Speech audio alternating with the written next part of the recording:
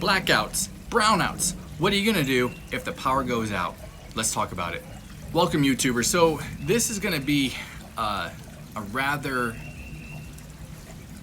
I wouldn't say quick, but we're only gonna talk about one topic today, and that's really power. I specifically am doing this outside for a reason, because here in the South today, it is, I think it was 95, but the heat index brought it up to about 103. Now, if you guys watch the news at any point in the past few years, we could think of places, in fact, one comes to mind about Texas.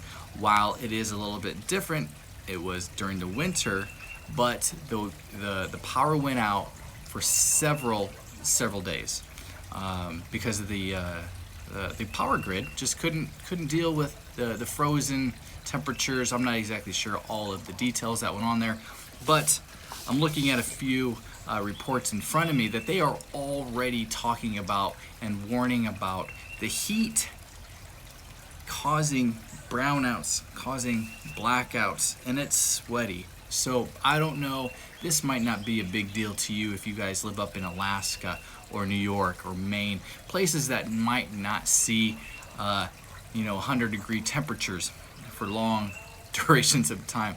I was actually talking to somebody today, and a cumulative, let's see, what day is today? June something. A cumulative 7 hours above 70 degrees. Okay, cumulative for all of 2022, 7 hours over 70 degrees, and that's it. So they say here, I'm just going to read it word for word, is stock up on candles. Blackouts could hit California again this summer, reported the Sacramento Bee. Although 2021 avoided power losses, 2020 saw 2 consecutive nights of rolling blackouts. And it doesn't take that much effort from you just to look at the internet and say, hey, where's these stories? Where's, I'm not in California, but where could it also happen? The threat of blackout is real. Another report says that the war on American energy, is pushing us towards electric. Look, this. Oh, I didn't want to do this, but I'm going to say it anyway. I think electric vehicles are great. I think they are a great achievement on what can be done. But we have to think about, as we keep pushing that, and as we keep seeing more and more Teslas, more and more EV cars on the road, where do you think they're getting their power? Yes, it's electric, but they're also having to use the fossil fuels in order to create that energy. But here's the more importantly, is that with more did I say that right? With more electricity demands, it puts more strain on the power grid.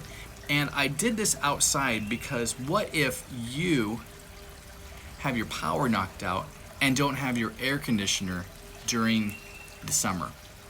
Now, we might be able to get by without electricity for a while. But think about this, is that when you have your fridge and your freezer, maybe a chest freezer, or maybe you have a window unit for air conditioner, what are you going to do if there's no power?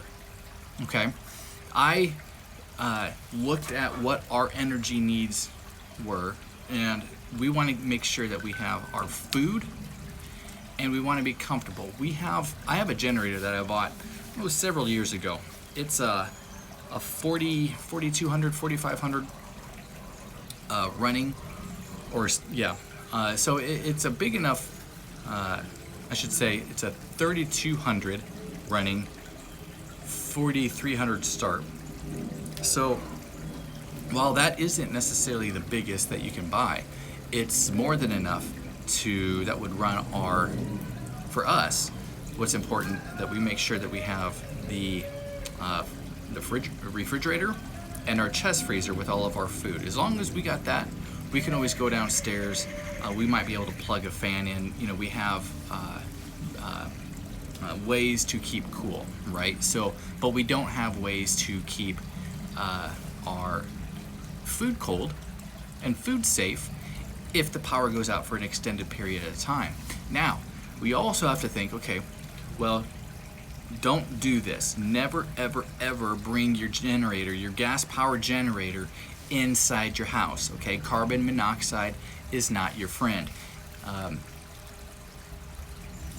Just don't, okay? What you also want to do is make sure that the extension cords, if you need to, if you can't plug it directly into the generator, okay? Not everybody has their refrigerator sitting next to their back door, okay? I get that. So you're gonna need to use an extension cord. If you can't plug it in directly, which is always the best, an extension cord will work. But make sure that your extension cord is built to handle the power. You know, you don't want to use the thin $6 extension cord. Go out and invest in a proper extension cord. Okay, check your generator, make sure that it will start, that it has gas, that you have gas in the garage for reserve. If you don't, we know the gas prices are just going to go up. Fill those gas tanks up. Get ready for what may happen, what people are expecting to happen. And if you hear my neighbor, he's calling in his cats. It's time for dinner, evidently. So my back is sweating, and so and I'm just sitting here, and I can feel the sweat. I can only imagine living inside of a house for several days without air conditioning, what that would feel like. Okay, stay safe, stay prepared. Go check your generator. Look, I'm not saying to go buy one. I don't want you to go out and do something that would put you in a financial strain. But also I'm saying, if you do have one, take a look at, will it power what I have, and can I add more to it, or do I need to have other things in place, like extension cords, gas, maybe a fan, maybe another way to produce power. I don't know. I'm only one guy. What my solution is might not work for you. We've discussed this on a previous video. I live here in the South. You guys might live in the Midwest or the Southwest. I don't know. But down here, it gets a little warm, and so if the power goes out, I think what I need to do is I need to get one more really good extension cord. We got an extension cord. It's over on the other side of the patio because I was using it for something else. But a few years ago, when hurricanes were coming, I wanted to make sure that I had the proper tools. But since then, we acquired a chest freezer. We put it downstairs. So now what I need to do is I need to get another extension cord to run it down. So that's just part of what we need to consider. It's not just, I'm just going to get a generator. Well, what else do you need to properly utilize that if you need to? So don't forget to hit that subscribe button, guys.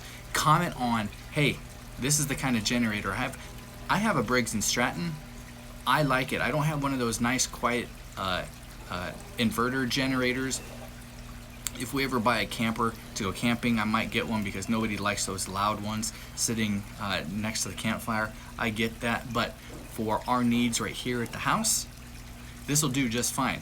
But we'll talk soon. I need to go because it is warm. Like I said, comment down below. Let me know what you guys are doing. It's just a case of an emergency. Hit that subscribe button. We'll talk to you soon. Be blessed.